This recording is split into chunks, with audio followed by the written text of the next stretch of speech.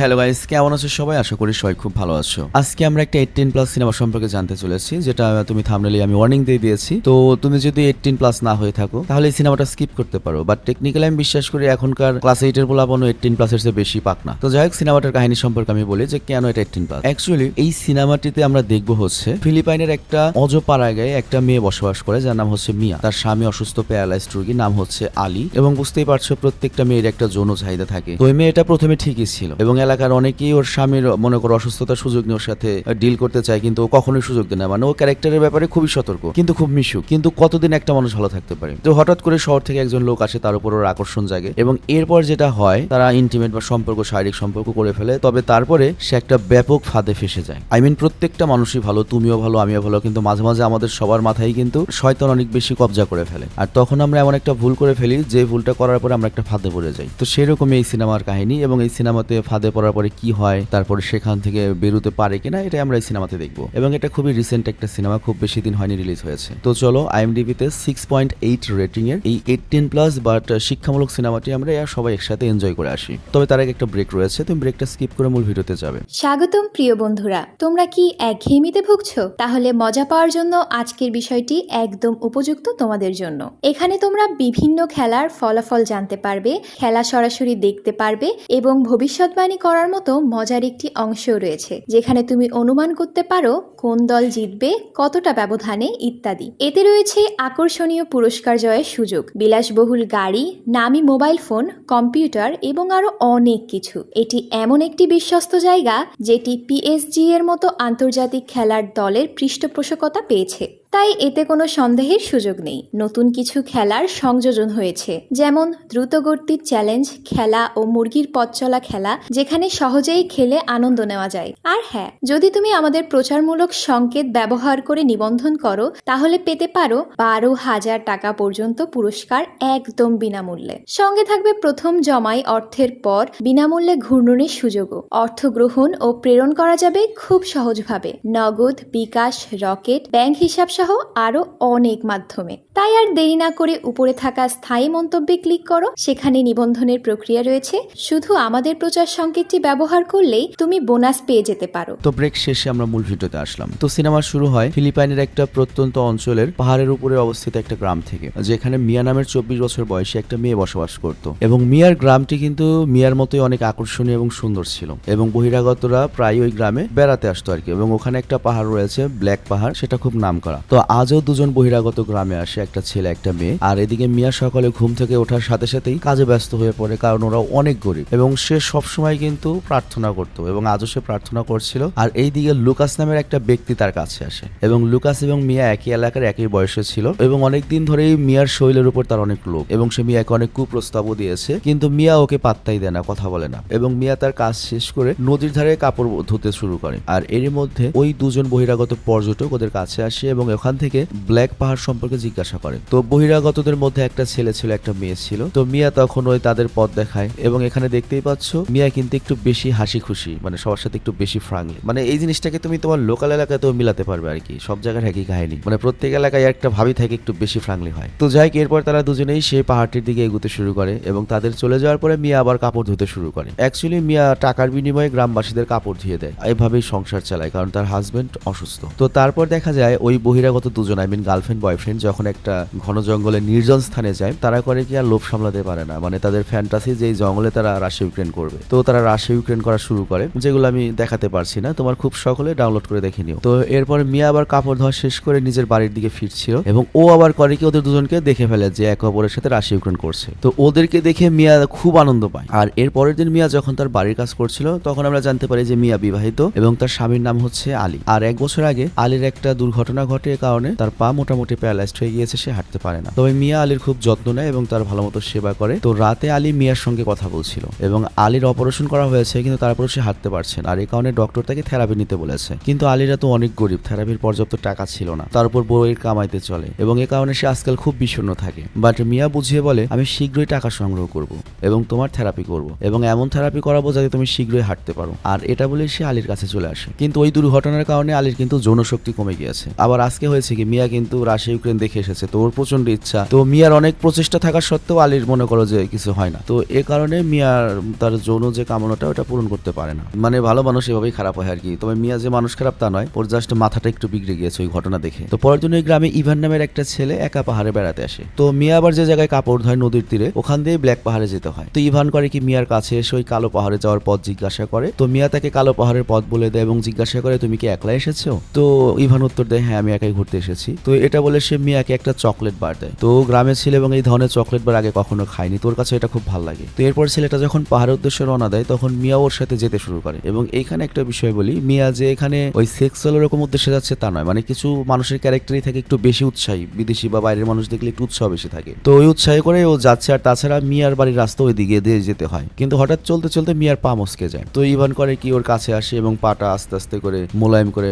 সামলে দেয়। তো অনেকদিন পরে মিয়া মূলত একটা পুরুষের হাত পেয়েছে তার শরীরে। তো মিয়ার ব্যাপারটা অনেক ভালো লাগে এবং মিয়া ওর প্রতি আকর্ষণ অনুভব করে। এবং বুঝতেই পারছো একটা ক্ষুধার্ত সিংহের মতো মিয়া করে কি ওকে মানে একটু আকর্ষিত করে, ঘনিষ্ঠতা বাড়তে থাকে। তবে এখানে কি হয়েছে আমাদের দেখানো হয় না, হয়তো ততদূর যায়নি আর কি। তো পরের দিন সকালে মিয়া একটা লোকের সঙ্গে হিসাব নিকাশ করার পরে ওই লোকটা চলে গেলে ওখানে ইভান আসে। তো মিয়া ইভানকে জিজ্ঞাসা করে তুমি আমার বাসা চিনলে কিভাবে? ইভান বলে আমি গ্রামবাসীদের কাছে জিজ্ঞাসা করেছিলাম তোমার বাড়ির সম্পর্কে। তো অ্যাকচুয়ালি ইভানও মিয়ার প্রেমে পড়ে গিয়েছে, আর এই কারণে সে এখানে চলে এসেছিল। তবে সে জানতো না যে মিয়া বিবাহিত। তবে এখানে মিয়া আগেই বলে দেয় আমি কিন্তু বিবাহিত এবং বাড়িতে আমার স্বামী রয়েছে, সে হাঁটাচলা করতে পারে না, তাকে আমারই দেখাশোনা করতে হয়। তো এটা শুনে ইভানের মন খারাপ হয়। এবং এখানে একটা বিষয় উল্লেখ্য, ইভানও কিন্তু চারিত্রিকভাবে খারাপ লোক নয়। ইভানও একটা ইয়াং একটা স্টুডেন্ট, সেও খুব ভালো মনের একটা মানুষ, মানে এক ধরনের মানুষ থাকে না লুচ্চা, যে যৌন চাহিদা ওইরকম কোনো কিছু না। আবার এদিকে মিয়াও কিন্তু ওই টাইপ খারাপ মানুষ না, জাস্ট খালি একটু মনে করো ফ্রাঙ্কলি। তো এরপর ইভান বলে আমি তো শহরে মানুষদের থেরাপি দিয়ে থাকি পার্ট টাইম, এবং আমি ওইটা নিয়ে পড়ালেখা করছি, তুমি চাইলে আমি তোমার স্বামীকে সহায়তা করতে পারি। তো এটা শুনে মিয়া অনেক খুশি হয় এবং মিয়া তাকে ঘরের ভেতরে নিয়ে যায়, স্বামীর সঙ্গে পরিচয় করিয়ে দেয়। এবং বুঝতেই পারছো তার মানে আগে রাশিয়া ইউক্রেন হয়নি, যদি ওইরকম ওদের বাজে সম্পর্ক থাকতো তাহলে কিন্তু মিয়া ওর স্বামীর কাছে নিয়ে পরিচয় করাতো না। তবে এখানে মিয়া একটা কথা মিথ্যা বলে, সে তার স্বামীকে বলে যে ইভান এখানে ঘুরতে এসেছে এবং গ্রামের লোকেরা তোমার সম্পর্কে বলেছে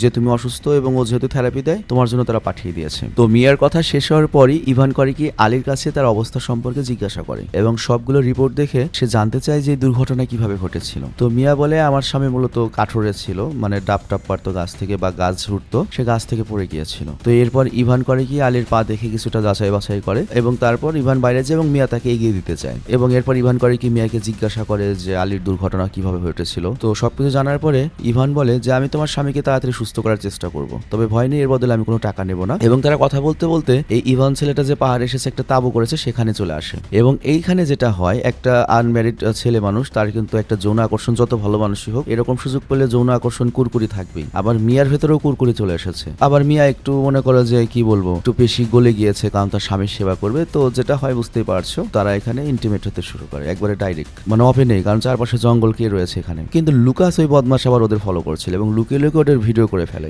আর পরের দিন ইভান করে কি আলীকে থেরাপি দিতে আসে আর মিয়া তখন পাশে দাঁড়িয়ে ছিল। তো ইভান যখন থেরাপি দিচ্ছিল তখন কিন্তু আলী ব্যথায় চোখ বন্ধ করে রাখে এবং মিয়া যে স্বামীর এত বছর সমস্যার পরেও সে অন্য কোনো পুরুষের কাছে যায়নি এবং লুকাসও চেষ্টা করে পারেনি, সেই মিয়া কিন্তু দেখো আজকে ন্যাস্টিক হয়ে গিয়েছে এবং সে বারবার মনে করে ইভানের কাছাকাছি আসার চেষ্টা করে, মানে ওদের ভিতর খোঁচাখুচি চলতে থাকে। কিন্তু আলী এটা দেখতে পাচ্ছিল না। আর এর পরদিন মিয়া যখন নদীতে কাপড় ধুতে যায় সেখানে লুকাস এসে সেই গোপন ভিডিও মিয়াকে দেখায়। তো এর ফলে মিয়া অনেক রেগে যায় এবং ওকে আক্রমণ করতে শুরু করে। কিন্তু লুকাস তো নাম করা বদমাশ এবং ও টুকটাক নেশা পানীয় করে, মানে লোকালে একটা বদমাশ পোলা থাকে না ওরকম একটা পোলা। তো লুকাস বলে তুই ওকে দিয়েছিস, আমাকে যদি না দিস তাহলে আমি এটা তো স্বামীকে দেখাবো। বাট মিয়া ওকে বোঝানোর অনেক চেষ্টা করে, বলে তুই এটা করিস না, কিন্তু লুকাস কোনো কথাই শোনে না, বলে হয় দিবি নয়তো যা হয় হবে। তো এরপর সে মিয়াকে নিয়ে মিয়াকে মনে করো যে কি বলবো আর রাশিয়া ইউক্রেন করে দেয়। তো বুঝতেই পারছো মিয়া কিন্তু একটা ফাঁদে পড়ে গিয়েছে। তো এই ঘটনার পরে মিয়া তো বুঝতে পারে আমি তো একটা কাম করে ফেলেছি, অনেক বড় ভুল করে ফেলেছি। টেনশনে রাতে ভালো মতো ঘুমাতেও পারে না, কারণ এখন থেকে লুকাস ওকে রেগুলার বুক করবে। এখন ব্যাপারটা আমি তোমাকে বলি, ইভান হচ্ছে